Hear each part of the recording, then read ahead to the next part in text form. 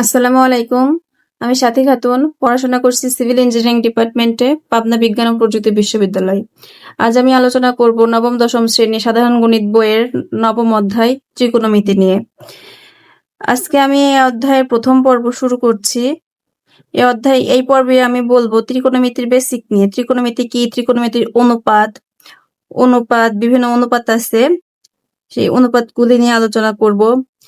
এই যে কোণের প্রকাশ, ত্রিকোণমিতিক কোণের প্রকাশ, ত্রিকোণমিতি কোথায় খাটে, এগুলি সব নিয়ে আমি আলোচনা করব। আসলে ত্রিকোণমিতি কি? ত্রিকোণমিতি হলো গণিতের এমন একটি শাখা যেখানে হচ্ছে ত্রিভুজাকৃতির বিভিন্ন জমির ক্ষেত্রে ভূমি এবং কোণের পরিমাপ করা হয়। ভূমি কোণ বা বলা যায় যে বাহু এবং কোণের পরিমাপ করা যায়। ত্রিকোণমিতি হলো বাহু এবং কোণের পরিমাপের পদ্ধতি। আচ্ছা, ত্রিকোণমিতির ব্যবহার কোথায় হয়? এই বিভিন্ন জমি জমার ক্ষেত্রে, ত্রিভুজাকৃতির জমি জমার ক্ষেত্রে, বাহুর পরিমাপের ক্ষেত্রে বা কোণের পরিমাপের ক্ষেত্রে, বিভিন্ন ইঞ্জিনিয়ারিং ক্ষেত্রে ত্রিকোণমিতি ব্যবহার করা হয়। ত্রিকোণমিতি মূলত ত্রিভুজের ক্ষেত্রে হলেও সমকোণী ত্রিভুজের ক্ষেত্রে এটা ভালো মতো ব্যবহার করা যায়। সমকোণী ত্রিভুজ তো এটা সমকোণী ত্রিভুজ, এভাবে যদি দেই এটা সমকোণী ত্রিভুজ, এভাবে যদি দেই এটা সমকোণী ত্রিভুজ। সমকোণী ত্রিভুজ এটা হলো সবগুলোই সমকোণী ত্রিভুজ। এখন ত্রিকোণমিতিক বিভিন্ন অনুপাতগুলো কাজ করে সমকোণী ত্রিভুজের ক্ষেত্রে। এইটা যদি থেটা হয়, এটা যদি থেটা হয় বা কোণ হয়, তাহলে কোণের সাথে যে বাহুটা থাকবে সেটা হবে ভূমি বা সন্নিহিত বাহু, আর কোণের বিপরীতে যে বাহুটা থাকবে সেটা হবে লম্ব বা বিপরীত বাহু, এবং সমকোণের বিপরীতে যে বৃহত্তর বাহুটা থাকবে সেটা হবে অতিভুজ।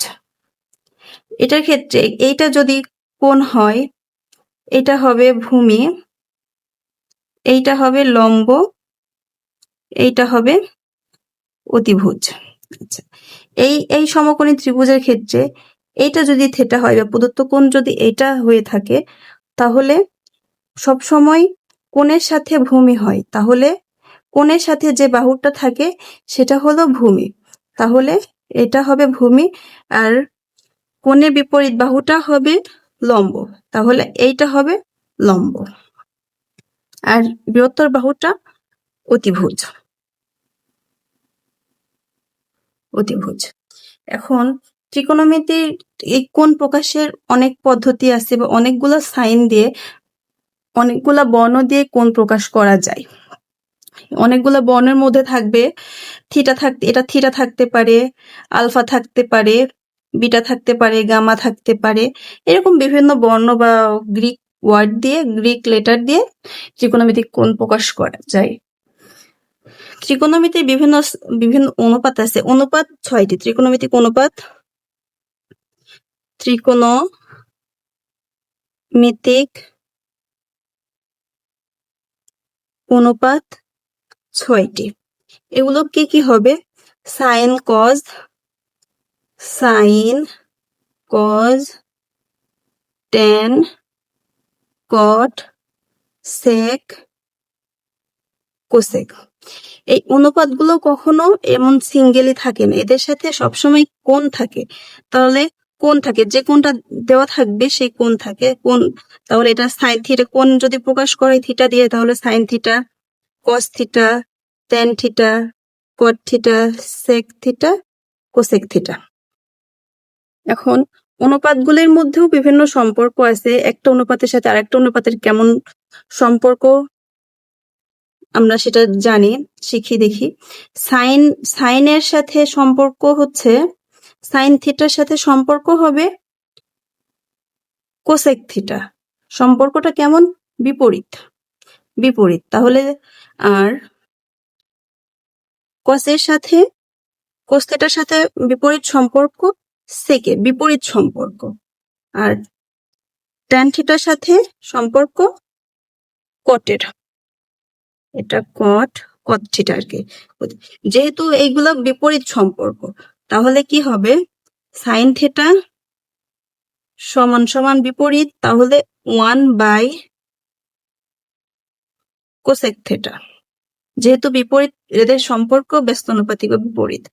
আচ্ছা, কস থিটা সমান সমান 1 by sec theta, 1 by sec theta. Tan theta সমান সমান 1 বাই কট থিটা। আমরা অনুপাতগুলোর নিজেদের মধ্যে সম্পর্ক বুঝলাম যে কেমন সম্পর্ক। এখন আমরা ত্রিকোণমিতিক বিভিন্ন সূত্র আছে, সেই সূত্রগুলো জানবো। আমরা সমকোণী ত্রিভুজ জানলাম, আমরা বিভিন্ন অনুপাত জানলাম, অনুপাতের মধ্যে সম্পর্ক জানলাম। এখন আমরা জানবো যে সমকোণী ত্রিভুজের ক্ষেত্রে কেমন হবে, এই অনুপাতগুলার সূত্র কেমন হবে। এটা যদি একটা সমকোণী ত্রিভুজ হয়,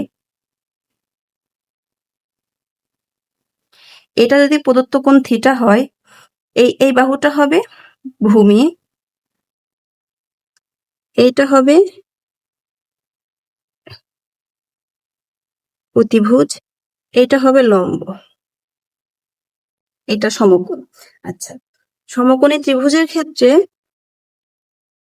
সাইন থিটা সাইন অনুপাত, বিভিন্ন অনুপাতের মান আমরা নির্ণয় করি। তাহলে সাইন থিটা সমান সমান হবে, সমকোণী ত্রিভুজের ক্ষেত্রে সাইন থিটা সমান সমান লম্ব বাই অতিভুজ, অতিভুজ। আর আমরা অনুপাতের সম্পর্ক থেকে কি জানলাম, সাইন আর কোসেক একে অপরের বিপরীত, তাহলে কোসেক থিটার সমান কত হবে, বিপরীত। কোসেক থিটা সমান সমান অতিভুজ বাই লম্ব, অতিভুজ বাই লম্ব। আচ্ছা, পরের অনুপাত কস থিটা সমান সমান আমরা কি জানি, কস থিটা সমান সমান, সমকোণী ত্রিভুজ কস থিটা সমান সমান ভূমি বাই অতিভুজ, ভূমি বাই অতিভুজ। কসের বিপরীত কি, কসের বিপরীত হলো সেক থিটা, সেক থিটা। তাহলে সেক থিটা সমান সমান এটার উল্টা হবে, যেহেতু বিপরীত, তাহলে অতিভুজ বাই অতিভুজ বাই ভূমি। আচ্ছা, ট্যান থিটা সমান কি জানি, ট্যান থিটা সমান জানি লম্ব বাই ভূমি। ট্যানের বিপরীত কট, তাহলে কট থিটা সমান সমান, কট থিটা সমান সমান ভূমি বাই লম্ব। এই কয়টা আমরা সূত্র জানলাম। তাহলে এখানে কয়টা সূত্র হলো, 1 2 3 4 5 6। সমকোণী ত্রিভুজের ক্ষেত্রে বিভিন্ন ত্রিকোণমিতির বিভিন্ন অনুপাতের সূত্র এগুলো। আচ্ছা, এই সূত্রগুলা সাইন কস ট্যান কট বা বিভিন্ন অনুপাতের সূত্র, আরো অনেক সূত্র আছে নিজেদের মধ্যে সম্পর্ক, যেটা সমকোণী ত্রিভুজ যদি না দেওয়া থাকে বা যদি প্রকাশ না করা থাকে, তাহলে বিভিন্ন সূত্র আছে। সেগুলা কেমন সূত্র হতে পারে, তোমরা মনে রাখবে যে ত্রিকোণমিতিক অনুপাত 6টা। সূত্র মনে রাখার টেকনিক আমি তোমাদেরকে শিখিয়ে দিই। অনুপাত 6টা, তাহলে একটা ষড়ভুজ আগে আঁকায় নিবে, মনে রাখার জন্য খুবই ভালো একটা টেকনিক এটা। ষড়ভুজ আঁকায় নিবে, আর আমরা অনুপাতের বিপরীত অনুপাত জানি, যেমন সাইনের কোসেক, তাহলে সেই জন্য আমরা ষড়ভুজের বিপরীত কোণ আঁকি, বিপরীত বিন্দু আঁকি। তাহলে ষড়ভুজের, এটা যদি সাইন লিখি, সাইনের বিপরীত কোসেক। এটা যদি কস লিখি, কসের বিপরীত সেক। এটা যদি ট্যান লিখি, ট্যানের বিপরীত কট। এখন কোনটা কোথায় বসাবে এটা মনে রাখার জন্য একটা তোমরা এই প্রথম লেটারটা, প্রথম বর্ণটা মনে রাখতে পারো। সি বর্ণগুলো এক সাইডে থাকবে, অন্যগুলা এক সাইড, সাইন ট্যান এগুলা থাকবে, আর সি বর্ণগুলো এক সাইডে থাকবে, তাহলেই হলো। তাহলে সূত্র মনে রাখার জন্য আমরা এখানে কি করতে পারি, ওখানে ছিল 5 নম্বর পর্যন্ত সূত্র গেছিল, 6 নম্বর সূত্র, তাহলে সাইন থিটার বিপরীত কি হবে? Cosec theta. সাইন থিটার বিপরীত কোসেক থিটা, তাহলে সাইন থিটা সমান 1/কোসেক থিটা। তাহলে কোসেকের বিপরীত সাইন, এক্ষেত্রে 7 নম্বরে কি আসবে? বিপরীতটা আমরা একসঙ্গে লিখে নিই। কোসেক থিটা সমান সমান 1/সাইন থিটা। 1/সাইন থিটা। আমরা সাইন কস পেয়ে গেলাম, এবার সাইন কোসেক পেয়ে গেলাম। কস দেখি, কস থিটার সেক থিটার বিপরীত কস থিটা সমান সমান 1/সেক থিটা। ঠিক তেমন সেক থিটার বিপরীত হলো কস থিটা, তাহলে আমরা 9 নম্বর সূত্র লিখতে পারি সেক থিটা সমান 1/কস থিটা। এটা আমরা লিখতে পারি। আচ্ছা ঠিক আছে, পরের সূত্র কি আছে? ট্যান। 10 নম্বর কি হয়? তাহলে ট্যান থিটা, ট্যানের বিপরীত কট, তাহলে ট্যান থিটা সমান সমান 1/কট থিটা। 1/কট থিটা। কটের বিপরীত ঠিক তেমন ট্যান, তাহলে কট থিটা সমান 1/ট্যান থিটা। আমরা তো বিপরীত অনুপাতদের মধ্যে সম্পর্ক, বিপরীত সম্পর্কটা জেনে নিলাম। এখন যদি স্কয়ার, আরো সূত্র আছে, যেমন স্কয়ার সূত্রগুলো আছে, যেমন sine square plus cos square সমান 1, এই সূত্রগুলো কেমনে মনে রাখবো, কিভাবে মনে রাখবো? সেটা মনে রাখার জন্য তোমরা এই ষড়ভুজের এই কেন্দ্রবিন্দুতে এখানে একটা 1 দিয়ে নিবে। এখন এই তীর চিহ্নটা যেভাবে দিচ্ছে সেভাবে দিয়ে মনে রাখতে পারবে। এখান থেকে শুরু করে তীর চিহ্নটা যাবে এখানে, এই সাইন কজের মাঝে সম্পর্ক, কট কোসেকের মাঝে সম্পর্কর জন্য এদিকে তীর চিহ্ন, ট্যান সেকের মাঝে সম্পর্কের জন্য এদিকে এখন স্কয়ারের সূত্রের জন্য যদি আমরা সাইন কজের এই সম্পর্কটা নেই, তাহলে 12 নম্বর সূত্র কি হবে? স্কয়ার যদি স্কয়ার সূত্র ক্ষেত্রে sine square theta plus cos square theta সমান সমান, যেদিক থেকে তীর চিহ্নের মাথা যেদিকে যাবে সমান সমানের পর সেটা বসবে, আর বাকি দুইটা যোগ হবে। তাহলে sine square plus cos square সমান সমান 1, sine square theta plus cos theta সমান সমান 1। আচ্ছা, পরেরটা হলো কট কোসেকের মাঝে কি সম্পর্ক আসবে? 13 নম্বর দেখি। 13 নম্বর 1 প্লাস কট স্কয়ার থিটা, 1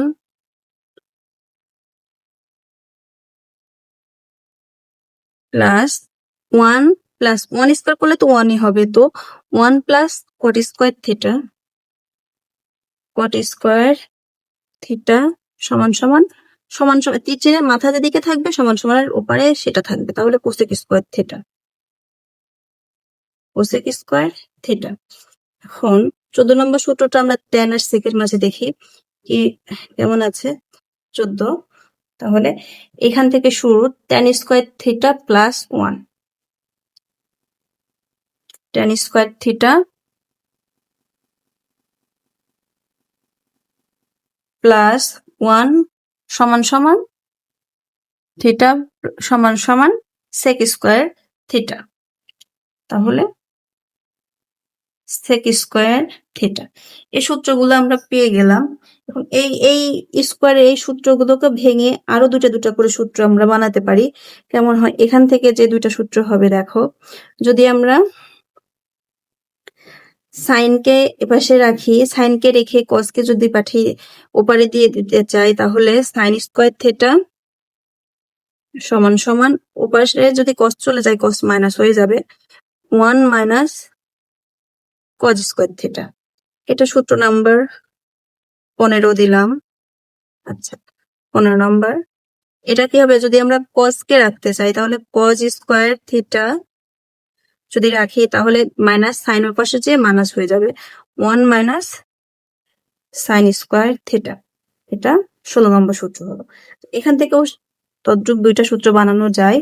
যদি আমরা কট স্কয়ার রাখতে চাই পাশে, কট স্কয়ার থিটা সমান সমান ওই 1টা পাশে মাইনাস হয়ে যায়, তাহলে কোসেক স্কয়ার থিটা মাইনাস 1।